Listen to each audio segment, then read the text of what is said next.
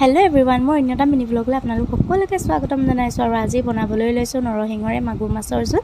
ভাইটিয়ে মাছ ধৰি আনিলে আৰু তাৰে মাগুৰ মাছকেইটাই বোলো অকণমান নৰসিংহ দিয়ে জোল বনাওঁ। আৰু এনেদৰে নৰসিংহৰ লগত মানে জোল বনালে খাবলৈ বিৰাট টেষ্টি হয় আৰু একো মছলা ব্যৱহাৰ কৰা নাই, একেবাৰে সাধাৰণভাৱে বনাইছোঁ মই। আৰু তেনেকুৱাতে আকৌ আবাহঁতো আহিলে মানে সন্ধিয়া। আবা মানে মোৰ মানুহজনৰ আবা, মা আৰু ভাইটি আহিছিলে এনেকৈ। তাৰপিছতে ফুচকা খাবলৈও মন গ'ল, মই তাৰপিছতে মানুহজনক ক'লোঁ আনি দিলে আৰু ধুনীয়াকৈ ঘৰতে বনালোঁ।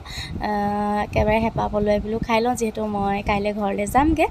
আৰু খাই ল'লোঁ সকলোৱে আমি ধুনীয়াকৈ। সন্ধিয়া আৰু ফুচকাৰে পাৰ্টি চলি গ'ল।